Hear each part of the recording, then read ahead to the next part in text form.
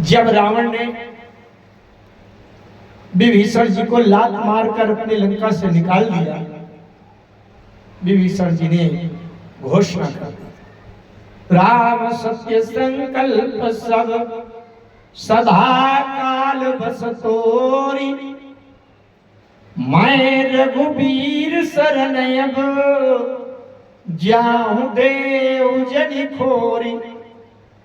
अस कही चला विभीषण जबहि, आयुहीन भये सब तबहि। विभीषण जी चल दिए। अच्छा, अभी अभी रावण ने लात मारी थी और विभीषण जी जब वहां से निकल के गए तो विभीषण जी को किसकी लात याद देनी चाहिए? अरे रावण की अभी अभी पीठ में पड़ी है, बड़ी जोर से धमाक से मारा है, अब पूरी भरी सभा में मारा है, लुढ़कते लुढ़कते गिरा है, हड्डी पसली बच गई टूटने को, बड़ा भारी अपमान हुआ। भारी सभा में कोई लात मार दे, बड़ा अपमान होता है। तो विभीषण जी को लात किसकी याद आनी चाहिए? अच्छा, एक बात बताऊं मैं आपको, सुग्रीव जी जब राजा बने बंदरों के, तो बात बिल्कुल स्पष्ट हो गई कि हनुमान जी के कृपा से, हनुमान जी के सहयोग से ही सुग्रीव जी राजा बने। अगर हनुमान जी न होते तो सुग्रीव जी राजा न बन पाते। बात है ना, बिल्कुल साफ साफ सरल है। लेकिन विभीषण जी अगर लंका के राजा बने तो किसके सहयोग से, किसके कृपा से बने? ये बात आप देखते हैं। विभीषण जी जब निकल गए, हनुमान जी ने रावण की सभा में एक मंत्र दिया। मंत्र माने सलाह, एक सलाह दी। क्या? कि राम चरण पंकज उर धरहु, लंकाय चल राज तुम करहु। राम जी के चरणों का ध्यान करो हृदय में, तो लंका का राज्य मिल जाएगा, अचल राज्य। लेकिन रावण अहंकारी है, अहंकार के कारण वो मंत्र नहीं सुना। अगर किसी को बहुत अहंकार है, कोई गुरुजी उसको मंत्र बता रहे हैं कि इसका जाप किया करो, नहीं मानता, क्या करोगे? कोई बात नहीं। उसी सभा में उस समय विभीषण जी भी थे और विभीषण जी ने ये जुक्ति सुन लिया। बहुत बढ़िया। अब जब विभीषण जी को लात मारकर रावण ने निकाल दिया तो विभीषण जी विचार करते चले जा रहे। यद्यपि लात, रावण की लात याद आनी चाहिए कि बड़ी जोर से जूता पहनाए मार दिया, पूरी भारी सभा में मार दिया, लेकिन रावण की लात याद नहीं आई। किसकी याद आई?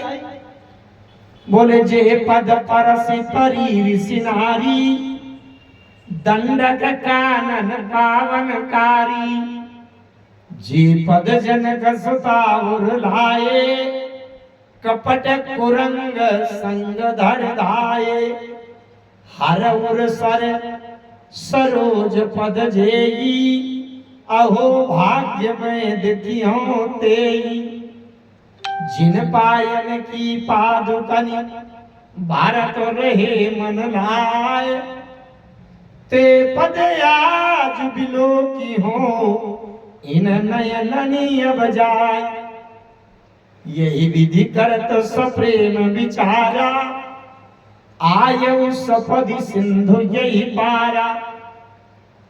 विभीषण जी किसके चरणों की याद करते आए? राम जी के चरणों की। और हनुमान जी ने कहा था कि राम चरण पंकज उर धरहु, तो लंकाय चल राज तुम करहु। सौभाग्य से रावण का ध्यान राम जी के चरणों में नहीं जा पाया, लेकिन विभीषण जी को लात मारा रावण ने, अब चरण याद आ रहे हैं राम जी के चरण याद आ रहे हैं, तो मंत्र काम कर गया। हनुमान जी ने कहा था रामचरण पंकज धरहु, तो लंका अचल राज तुम करहु। अरे भैया, उस मंत्र को रावण ने नहीं समझा, लेकिन विभीषण जी के जीवन में आ गया। विभीषण जी अगर लंका के राजा बने तो कैसे बने? तुम्हारो मंत्र विभीषण माना, अलंकेश्वर भयो सब जग जाना। अगर विभीषण जी लंका के राजा बन गए, लंकेश्वर बन गए, ये किसकी महिमा, किसकी कृपा, किसका सहयोग? हनुमान जी का। तुम्हारो मंत्र विभीषण माना, लंकेश्वर भयो सब जग जाना। यह हनुमान जी की महिमा है। हनुमान जी ने सुग्रीव को भी राजा बनवाया और विभीषण जी को भी लंकेश्वर बनवा दिया। और फिर देखें राम जी से मिलवा दिया। कैसे मिलवा दिया वहां की थोड़ी चर्चा कर लेते हैं। यद्यपि ये चर्चाएं मेरे लिए इतनी लंबी हैं, एक जरा सी चौपाई के किसी शब्द को ले लो 2-4 दिन निकल जाते हैं, लेकिन मैं शीघ्रता से चल रहा हूं कि वहां का दृश्य कुछ, वहां के सुख को थोड़ी समझे। विभीषण जी आ गए, लंका समुद्र से इस पार निकल आए। कपि विभीषण आवत देखा, जाना को रिपुदूत विशेखा, ताई राखी कपि सही आए। बंदरों ने देखा कि भैया लंका से आ रहा है कोई, और विशेष आ। अच्छा एक बात और बता दूं आपको, जैसे सुग्रीव जी का बाली ने सब कुछ छीन लिया था ना, हर लेने सर्व से मुरारी, वैसे विभीषण जी सब कुछ छोड़कर आए हैं ना।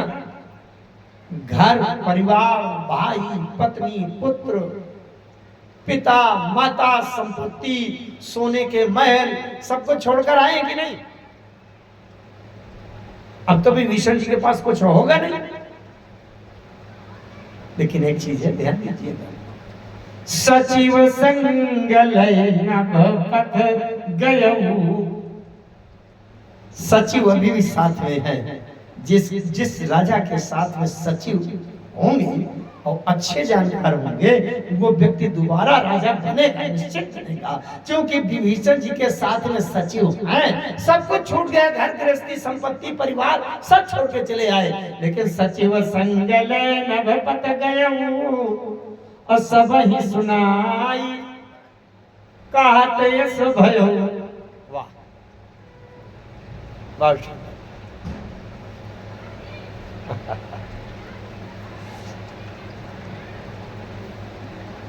आसन लीजिए, आसन।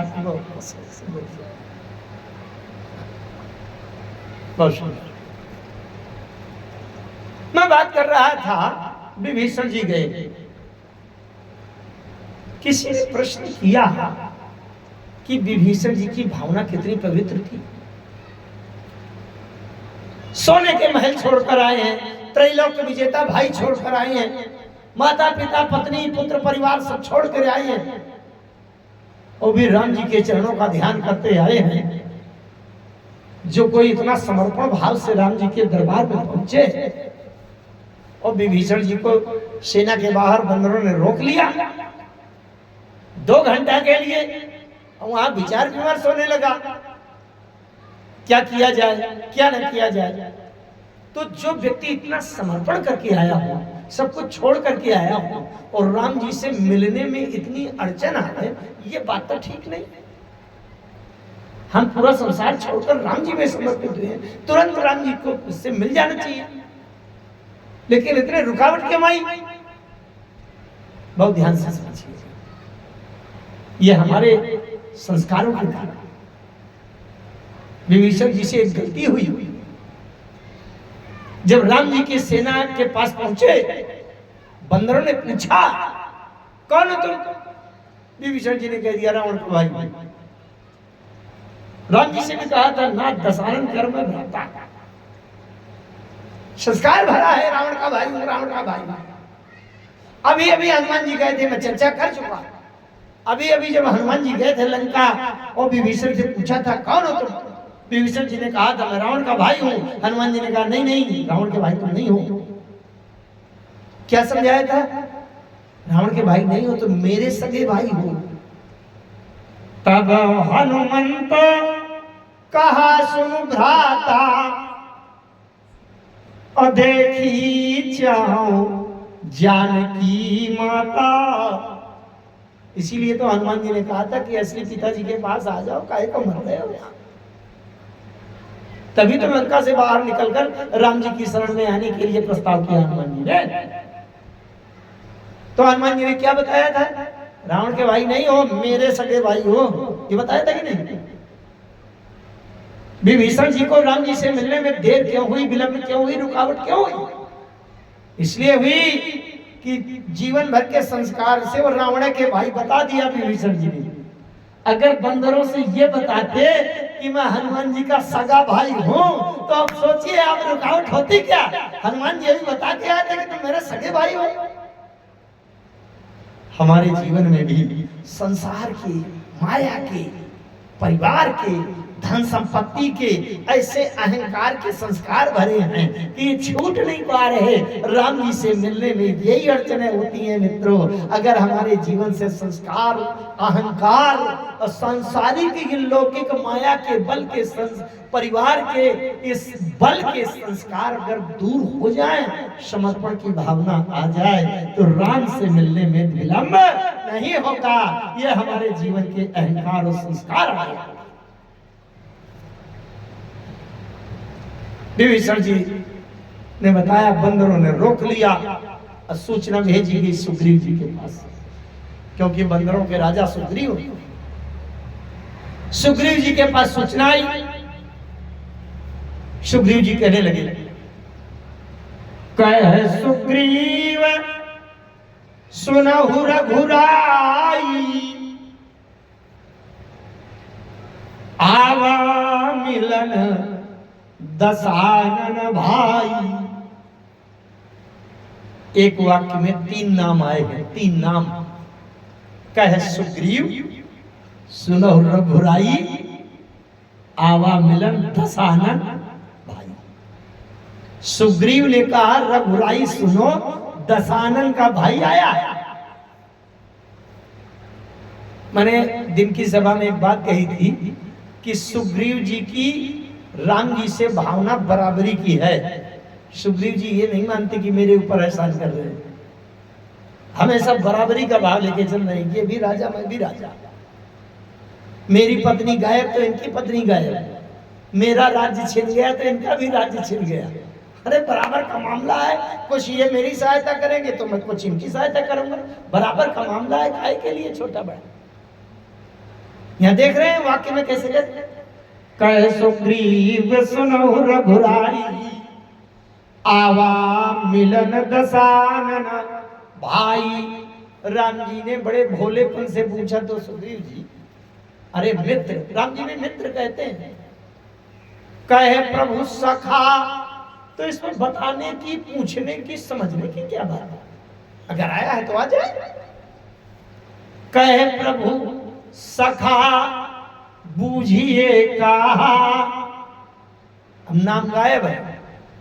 काई कपीस सुनहु नरनाहा, नाम गायब हो गए। काहे कपीस बंदरों के राजा बोले, सुनो नरनाहा, मनुष्यों के राजा सुनो। सुग्रीव गायब, रघुराई गायब, दसानन गायब। जान न जान निशाचर माया, दसानन की जगह निशाचर माया। बंदरों के राजा बोले, मनुष्यों के राजा सुनो, राक्षसों की माया का पता नहीं। अब बोलो, तीनों नाम गायब। क्या मतलब है? काहे कपीस, कपीस माने बंदरों के राजा, सुनो नरनाहा, नरनाहा माने मनुष्यों के राजा सुनो। इसका मतलब ये बात राजसत्ता, राजनैतिक स्तर पर चल रही है। राजनीति में भावुकता काम नहीं करती, विश्वास, भावुकता, सरलता, विनम्रता काम नहीं करती। राजनीति में चूक जाओगे तुरंत धोखा हो जाएगा, लुट जाओगे, मिट जाओगे, संहार हो जाएगा, सेना नष्ट। बंदरों के राजा बोले, मनुष्य के राजा। एक राजनीति की दृष्टि से एक और बहुत बड़ा व्यंग है इसमें। बंदरों के राजा बोले, मनुष्यों के राजा सुनो। अरे महाराज, ये पशुओं का राजा, बंदर क्या है? पशु है, शाखा मृग का बड़ी मनुष्य है। अरे जब पशुओं का राजा इतनी बात जानता है तो तुम मनुष्यों के राजा होकर के इतनी बात नहीं जानते? कितने बुद्धू हो। दुश्मन के भाई को सेना के बीच में जगह दे दोगे, आधी रात में बम विस्फोट करेगा, चला जाएगा मार के सबको, सोते के सोते रह जाओगे। राम जी ने कहा क्या होगा? अरे बोले क्या होगा? सुग्रीव जी ने कहा क्या होगा, क्या होगा कर रहे हो तुम? तो अयोध्या से एक और कोई पुतला लेके आए नहीं हो, अकेले आ गए। ये सेना मेरी पूरी लगी हुई है, मैं बंदरों का राजा हूं। अब मैं अगर राजनीति में चूक गया, अब कोई भी गलती हो गई तो मेरी पूरी सेना बिगड़ जाएगी, नष्ट हो जाएगी, फिर मैं क्या करूंगा? मुझे तो सावधान रहना पड़ेगा। राम जी ने कहा अच्छा ये बात है, सेना के कारण से तुम बड़ी बुद्धिमत्ता चालाकी दिखा रहे। अरे सुग्रीव जी ने कहा महाराज तुम सेना ना हो मेरी तो क्या करोगे आप? राम जी ने कहा सुनो सुग्रीव, तुम अपनी पूरी सेना बुला बैठा लो, अलग कर लो, मुझसे हटा लो, और मैं भी एक तरफ बैठ जाऊंगा, और तुम धरती में संसार में जितने राक्षस हो सबको एक बार बुला के सामने मेरे खड़ा कर दो, और कह दो कि आक्रमण करें, और तुम्हारी नीयत बदल जाए तो तुम भी चले आना उसी तरफ से। अब मैं बैठा रहूंगा, मैं कुछ करूंगा नहीं। सुग्रीव जी ने कहा महाराज अगर ऐसा हो जाए तो क्या होगा? क्या करोगे आप? क्या करना है? ये जो मेरा छोटा भाई लक्ष्मण है ना, ये जगमा सखा निशाचर जेते, ये लक्ष्मण हानये निमिष माते थे। ये तुम अपनी सेना होना के भरोसे ये ज्यादा गर्व में मत रहो। ये जब पूरा प्रलय होता है, सुन गिरजा क्रोधानल जासू, और जारे भुवन चारी दस आंसू। ये छोटी सी लंका, यहाँ के थोड़े से राक्षसों के उसमें तुम इतना कर रहे हो। 3 लोग 14 भुवन के संपूर्ण ब्रह्मांड को जब प्रलय में नाश करना होता है तो मेरे छोटे भाई के मुंह के फुसकार की जो ज्वाला है पूरे ब्रह्मांड को भस्म कर देती है। तो क्या बात है? सुग्रीव जी ने एक बात कही बड़ी सांकेतिक, आवा मिलन दसानन भाई। दसानन शब्द का अर्थ होता है 10 मुंह वाला। जैसे कोई आदमी किसी से कोई बात सौदा तय हुई कि तुम मेरा ये इतना इतना काम कर देना और मैं तुमको 2000 रुपया दूंगा। उसने कहा ठीक है मैं कर दूंगा, और उसने कल आपका काम पूरा कर दिया। अब उसने कहा कि भैया 2000 रुपया आपने कहा था दो, और देते समय आपने कह दिया नहीं 800 दूंगा, बस 800 से ज्यादा नहीं।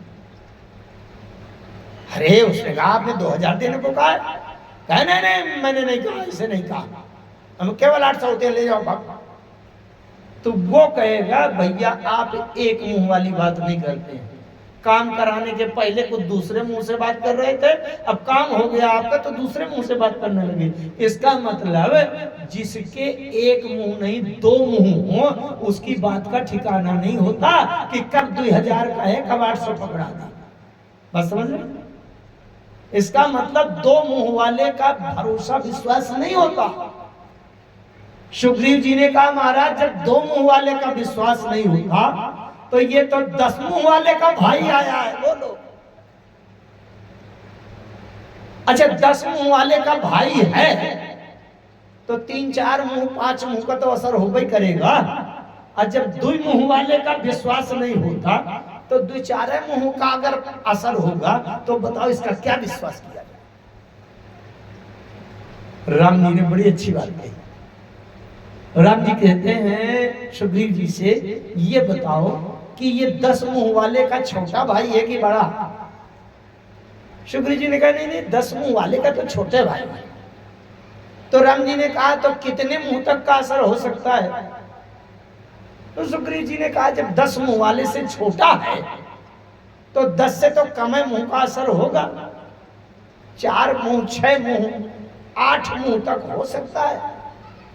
राम जी ने कहा ठीक है, 4, 6, 8 मुंह की शंका है तुम्हें, तो ये तो 10 मुंह वाले का छोटा भाई है, अब मैं सहसानन का बड़ा भाई हूँ, 1000 मुंह वाले लक्ष्मण का बड़ा भाई हूँ। अब बताओ 10 मुंह वाले के छोटे भाई से 1000 मुंह वाले के बड़े भाई को डरवा रहे हो? बड़ी वेदों की बातें हैं, हमारे विद्वान बैठे हैं। वेद भगवान कहते हैं सहस्र शीर्षा सहस्राक्षा सहस्रपाद।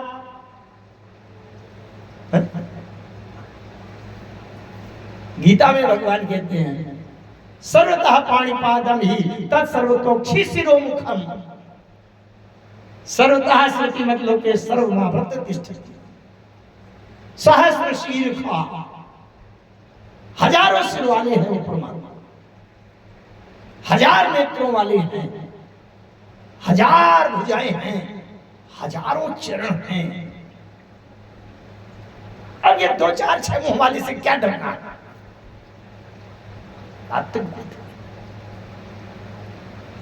सुग्रीव जी ने कहा नहीं नहीं, नहीं ऐसे काम नहीं चलेगा, वो तो सावधान रहना पड़ेगा, नीति की बात है। राम जी ने कहा अच्छा ठीक है, बताओ क्या है?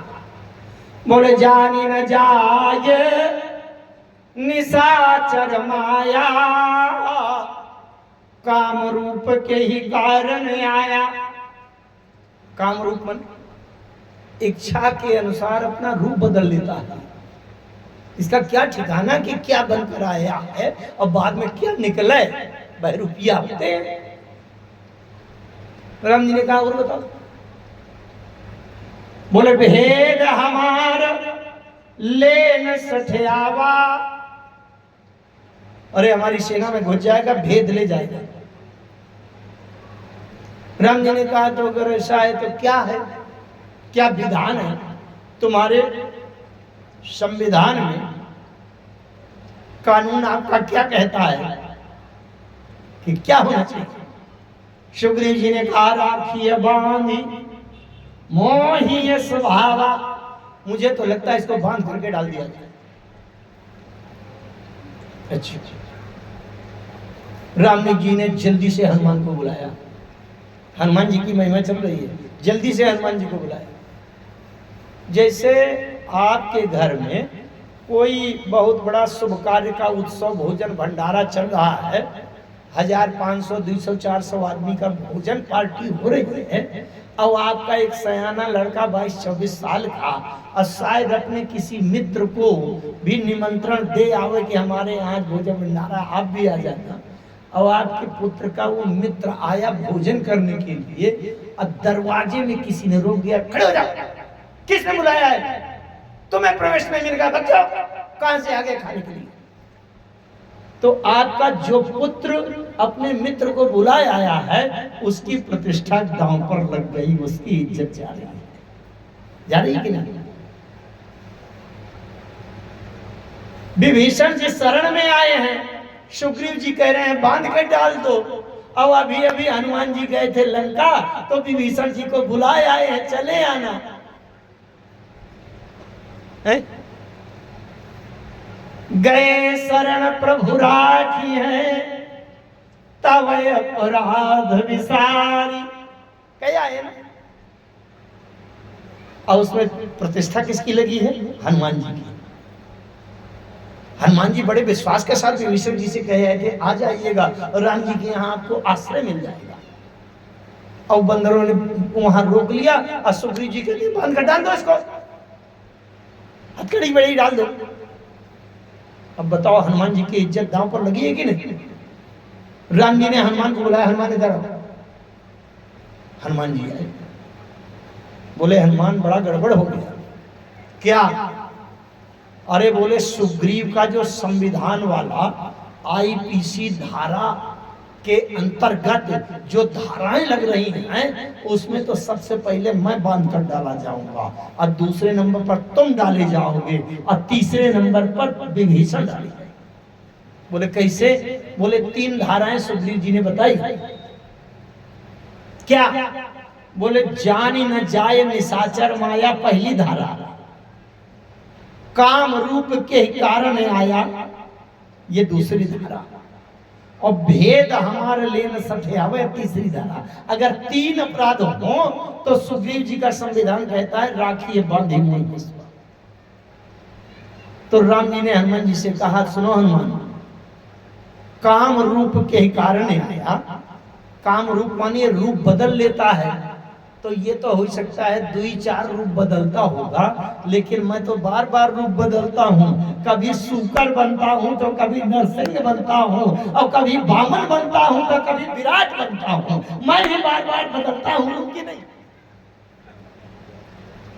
और जान न जाए निशाचर माया, तो निशाचर की माया शायद कोई जानने वाला जाने तो जान भी ले शायद, लेकिन मेरी माया को तो कोई नहीं जानता। ये ब्रह्मा जी शंकर जी तक नहीं जान पाते। ये माया वसवंती विश्वमखिलम और ब्रह्मादि देवासुरा। तो इसलिए दूसरा अपराध की धारा भी मेरे ऊपर बनती है। और तीसरा आरोप लगाया है भेद हमारे लिए न सटिया हुआ।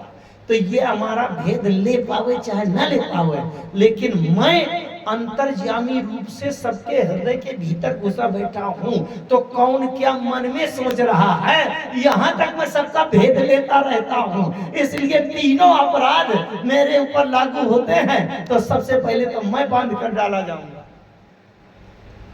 और हनुमान तुम भी नहीं बचोगे, समझ लेना। हनुमान जी ने कहा सरकार क्यों?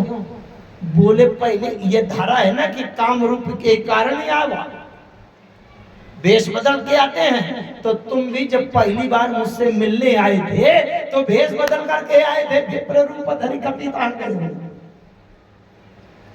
भेष बदल के आए थे। और ये इसकी धारा कहती है भेद हमारे निर् सठियावा। तो तुम भी जब पहली बार आए थे तो सुग्रीव जी ने भेजा था कि धरे बट रूप देख तय जाई, और कहे से जानी, क्या जान लेना? भेद जान लेना कि कौन है, किसने भेजा है। और पठे बाली हो ही मन महिला, तो भागण तुरंत जाऊंगा। तो ये भेद लेने तो आए थे, इसलिए तुम्हारे ऊपर भी वही अपराध लागू होते हैं। तो सबसे पहले तो मैं बांध के डाला जाऊं, और फिर तुम बांध के डाले जाओ, तब कहीं तीसरा नंबर विभीषण आएगा, तब वो बांध के डाला जाएगा, काम गड़बड़ है। अब हनुमान जी पर बीच में चक्कर में, हनुमान जी ना तो सुग्रीव जी का विरोध कर सकते, सुग्रीव जी राजा है, हनुमान जी प्रजा है उनकी, और ना राम जी का विरोध कर सकते। राम जी तो प्राणों के प्राण हैं, नाथों के नाथ हैं। अब हनुमान जी ना इधर बोल सकते ना उधर बोल सकते। हनुमान जी ने कहा सरकार मुझे समझ में ये नहीं आ रहा कि आपके दरबार में ये विचार विमर्श कब से होने लगा। मैंने तो एक दूसरी बात सुनी थी कि आपके यहाँ कोई समर्पण भाव से आवे तो बिना विचार करे उसको शरण में रख लिया जाता है। राम जी ने कहा रख तो लेता, लेकिन अब सुग्रीव जी जब राजा की दृष्टि से विचार कर रहे हैं तो अब क्या किया जाए। राम जी ने सुग्रीव जी से कहा मित्र ऐसा किया जाए कि तुम बड़े संशयालु हो। जब मैं भी पहली बार वहां जा रहा था, ऋषमुख पर्वत नियर आया, वहां से तुमने देखा था तो मेरे ऊपर भी तुमने संशय किया था, पठे वाले हो मन महिला। तो तुमने अपना पूरा निर्णय हनुमान के हाथों सौंप दिया और हनुमान ने आकर के निर्णय कर दिया। तो ऐसा करो इस बार भी हनुमान के हाथों निर्णय सौंप दिया जाए, आप भी छोड़ो मैं भी छोड़ूं, जो हनुमान कहते वही मान लिया जाए। सुग्रीव जी ने कहा क्यों? हनुमान जी ने कहा इसलिए, और राम जी ने कहा इसलिए कि हनुमान एक बार लंका पर गया हो आया और लंका में विभीषण से मिल चुका है। तो तुमसे और मुझसे दोनों से ज्यादा हनुमान ज्यादा जानता होगा विभीषण के बारे में कि विभीषण कैसा है, इसलिए हनुमान से पूछ लिया जाए। हनुमान जी खड़े हो गए, हाथ जोड़।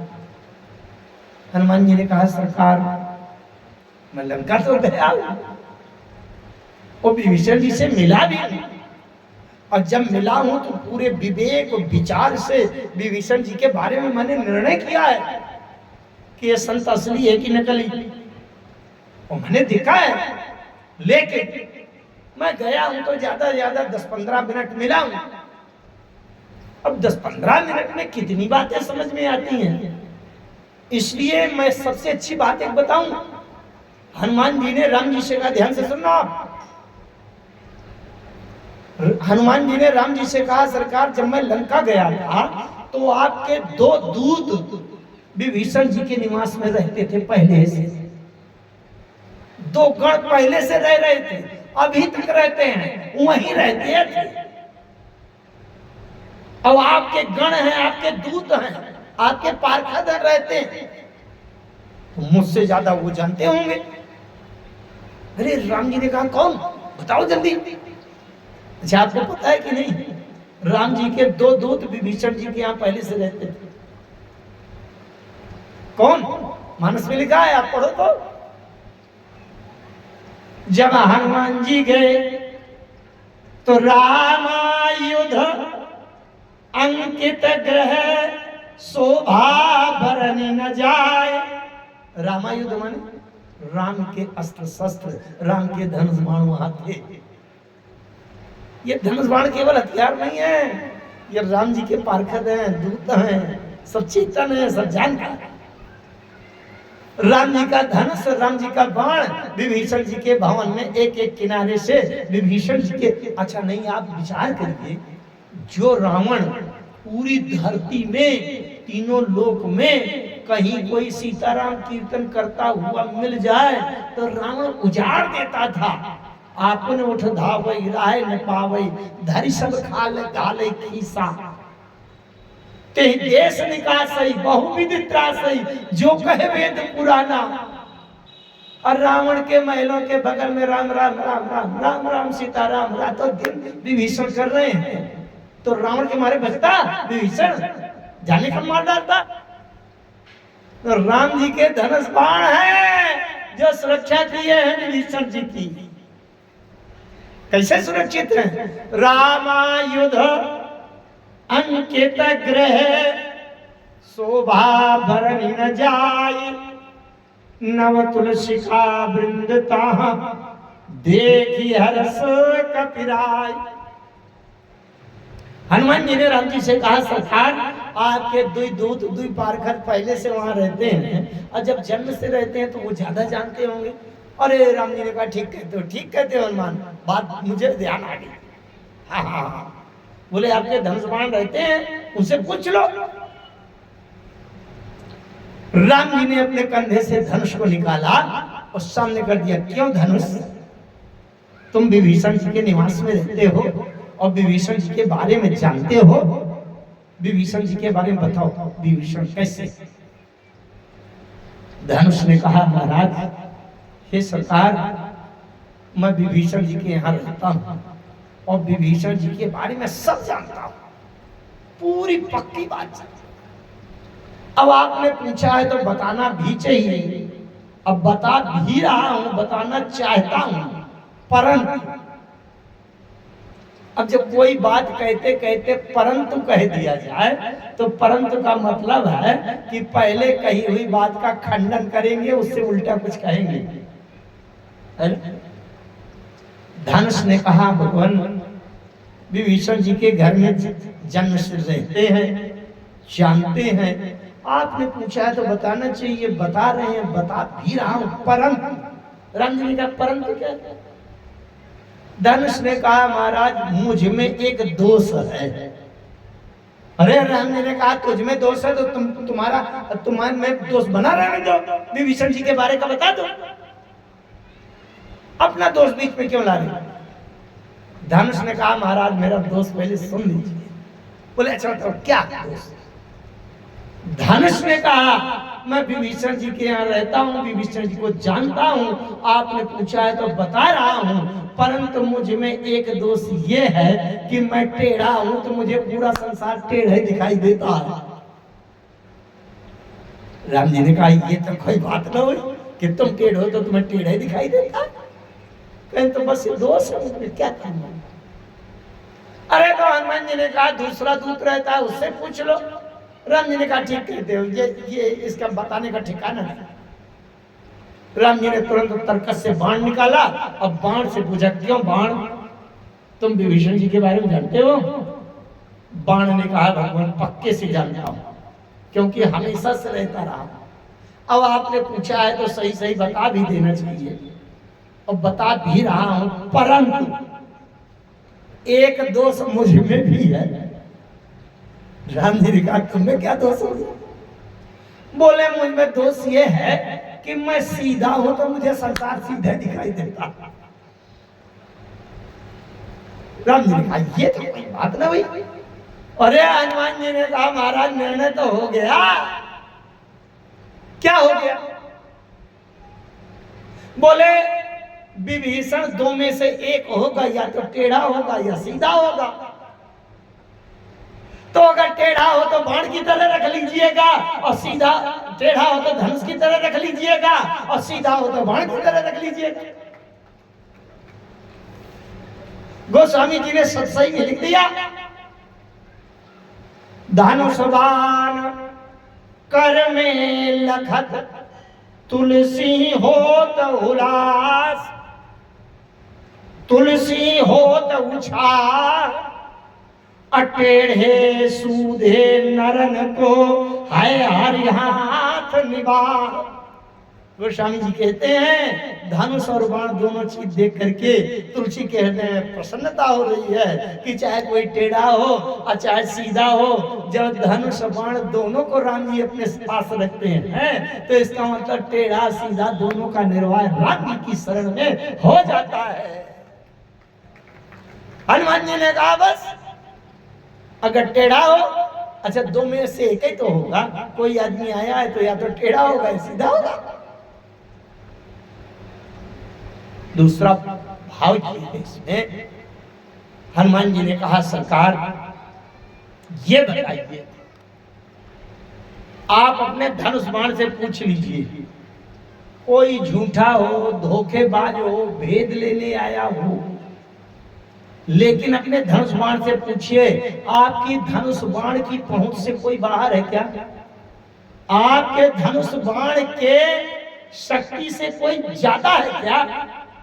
अरे आप अपने धनुष बाण से पूछ लीजिए, धनुष बाण कमजोर है क्या? आया होगा, इसलिए रख दिया जाए। सुग्रीव जी ने कहा महाराज भावुकता से काम नहीं चलेगा, ऐसा है एक व्यक्ति मेरी तरफ से और आप एक व्यक्ति अपनी तरफ से चुन लीजिए। यहाँ दो चीजों का मामला, नीति और प्रीति। सुग्रीव जी नीति है क्योंकि राजा है, और राम जी प्रीति हैं।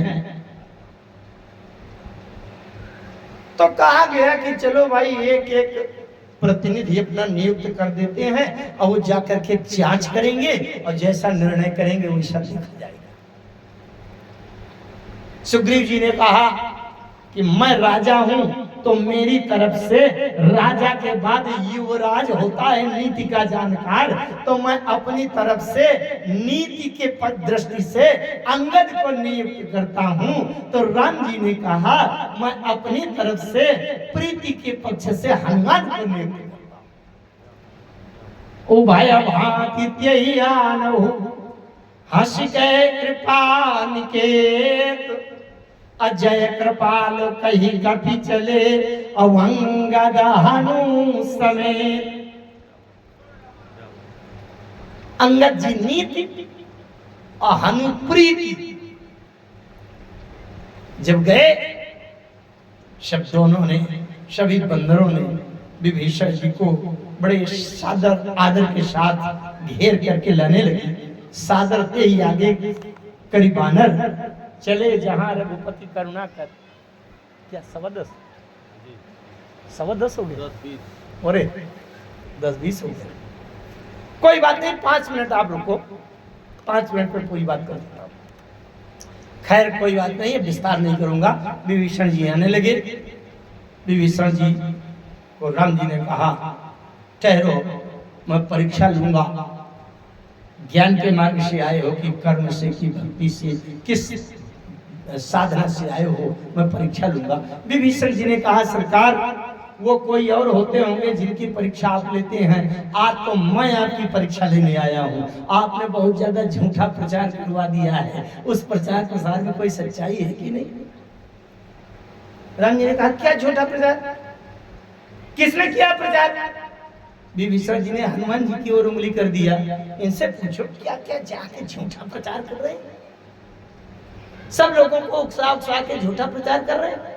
बोले क्या प्रचार कर रहे हैं? विभीषण जी ने कहा ना मैं ज्ञान मार्ग से आया, ना कर्म मार्ग से आया, ना भक्ति मार्ग से आया, मैं तो केवल एक बात सुन करके आया हूँ, आपके नाम के प्रचार की बात सुन करके आया हूँ। क्या? बोले श्रवण सुजस सुनि आयं प्रभु भंजन भव भीर, अब त्राहि त्राहि आरती हरण शरण सुखद रघुवीर। हनुमान जी ने क्या क्या सुनाया है। प्रणत पाल रघुवंश मणि करुणा सिंधु खरारी, गए शरण प्रभु राखी हैं तब अपराध विषय, इस तरह से बताया ही नहीं। अब देखना चाहता हूं कि स्वभाव में आपके वो सच्चाई है कि नहीं। अब समर्पण कर दिया, अस्कहि कर दंडवत देखा। अब ज्यादा व्याख्या करने का समय नहीं है। राम जी ने बड़ी लंबी भुजाओं से उठाकर हृदय में लगा लिया। अब भुज विशाल गई, हृदय लगा, लंबी भुजाओं से ऐसे समेट लिया। सुग्रीव जी ने कहा प्रभु ये क्या कर रहे हो? राम जी ने कहा मित्र जो तुमने कहा था वही कर रहा हूं। बोले क्या कर रहे हो? बोले तुमने कहा था राखी बांधी मोही स्वभावा, अगर किसी संसारिक रस्सी में बांधता तो कैदी रस्सी काटकर भाग भी सकता था, लेकिन जिस जीव को मैं अपनी भुजाओं से अपने हृदय में चिपका कर बांध लूंगा वो जीव कभी छूटकर भागने नहीं पाएगा। मैं इसको ऐसा बांधे ले रहा हूं कि कभी जन्म जन्मांतर छूट करके जाने नहीं पाएगा। रावण को मार करके जब सुग्रीव जी को राजा बनाया गया, तिलक दिया गया, तो उसमें श्रेय किसका है? देखिए एक दो की बात नहीं कर रहा। सुग्रीव जी राजा बने तो हनुमान जी के प्रभाव से बने, विभीषण जी राजा बने तो हनुमान जी के प्रभाव से बने। अब कल की सभा में सुनिएगा, राम जी अगर राजा बने तो किसके बल से बने? ये कल हनुमान जी का जन्म दिवस है, जयंती है, प्राकट्य दिवस है, तो कल राम जी राजा बनेंगे और उसमें पूरा का पूरा श्रेय हनुमान जी को जाता है। कैसे जाता है इसकी चर्चा हम कल के दिन की सभा में सुनेंगे। आइए दोबारा भगवान की शरणागति का समर्पण वाणी पूरा। हरि शरणम हरि शरणम हरि शरण।